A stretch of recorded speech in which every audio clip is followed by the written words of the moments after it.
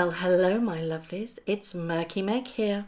It's Wednesday the 18th of November and I have literally stopped everything to bring you this video because this is a huge day for us in the anti-Meghan Markle camp. Now you all know when Finding Freedom came out in August, we all knew, we screamed, everybody was aware that Meghan Markle would have some way colluded with the authors Omid Scobie and Carolyn Durant. But no, Omid Scobie said no, absolutely not. They did not give anything towards this book. Turns out he lied. Liar, big pants on fire, Omid Scobie. In new court documents, Meghan Markle says she gave her own version of events to someone to be communicating with the authors. Meghan Markle has admitted that she gave personal information to the authors of Finding Freedom via a third party. The new documents that were lodged with the High Court, it was revealed that she was concerned that her father's narrative that she had abandoned him and cut off all contact might be repeated, promoted her to intervene. Well, we all know that Meghan has to be the one that gets the narrative right, don't we? But this is the problem.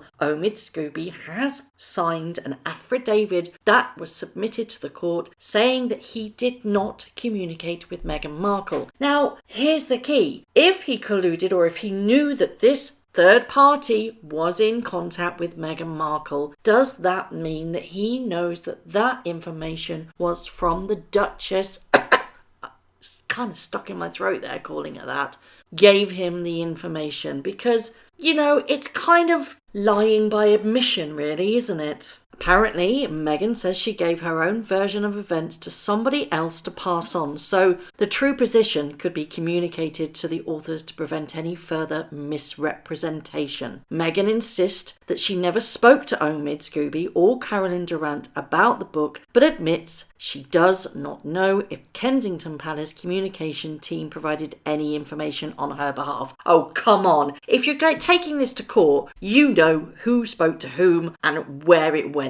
I'm sorry, she's not thick. She's an intelligent woman. She's gonna cover all her bases. If there's a book coming out about her and Harry, you're gonna make sure that it's the right information that you want to put out there. Whether that's right or wrong, she's done it. And where does this leave the court case? Because this whole court case is her suing Associated Newspapers because they invaded, or so-called invaded, her privacy. But does this now prove that she herself has invaded her own privacy by making sure the book was correct in her words and the way that she wanted to be represented? It's a major score for the Daily Mail, aka Associated Newspapers. In another turn-up for the books, she also reveals in these court documents that it wasn't just her that wrote the letter to her father. No. She shared it with two members of the royal family and then also shared the draft with both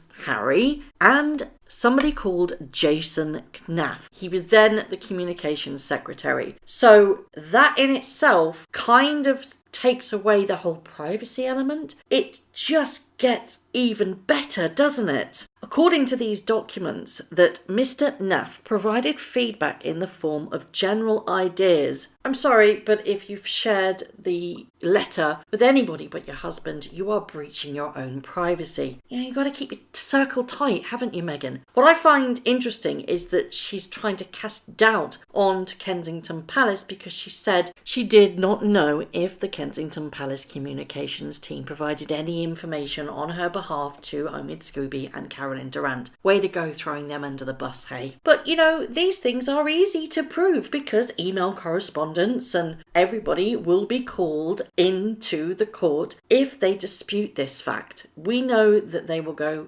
guns blazing if anybody gets told with any mud that they shouldn't have done. But this just gives precedent that she does share information, that she wants to control the narrative. And it's no great surprise because we all knew, those of us that read the extracts and those of us that were having to read the whole book, was long-winded and so sugary. We all knew that there was only one place that this information could have come from, and it was Meghan herself. And it turns out we were bang on the money, weren't we? It'll be interesting to see exactly how Omid Scobie spins this around to see if it's a positive thing rather than a negative thing. And it would be very interesting to see what all the sugars are going to be saying about this. One thing's for sure, the lawyers and in fact associated newspapers and the Daily Mail will all be rubbing their hands together with glee on this one because it has blown the court case wide open. I would love to see Omid Scobie in that witness box, whether it be in person or whether it be via video link. He needs to answer some questions because that is an affidavit that he submitted to the court saying that he did not contact or did not have any contact. Now, we'll have to prove on whether or not he knew this information was in fact coming from Meghan herself, and if he did, then I'm sorry, it's game over really, isn't it? You cannot harp on about your privacy and leak information to authors that are doing a book about you. It's just not on. Well, this kind of makes sense on why Carolyn Durant was very, very quiet when the whole run-up and the PR was being pushed about the book's release. You know, Omid Scobie was out there doing interview after interview. She remained quiet. Was she kind of feeling a little bit uneasy about this with the whole court case, with Omid saying, no, we did not speak to them.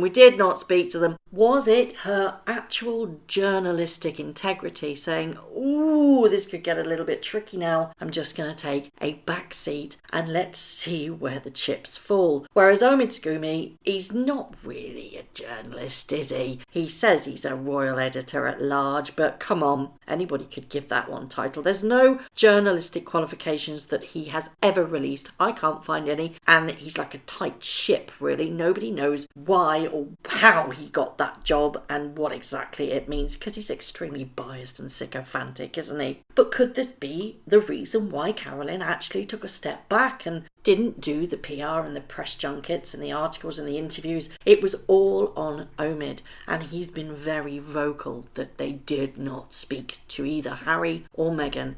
Well, I'd love to know whether or not you knew that the information that was being fed to you was by a third party. Now let's watch his Twitter, shall we? So I would love to know your thoughts on all of this breaking news. Has it come as a shock to you? Because quite frankly, it's not come as a shock to me. I knew it was going to come out at some point. It's come out quite early on in the game. I'm so excited for what is now going to happen with this whole court case. As always, let me know your thoughts. Thank you very much for watching. If you haven't already, please subscribe to my YouTube channel, hit the notification bell and also that like button.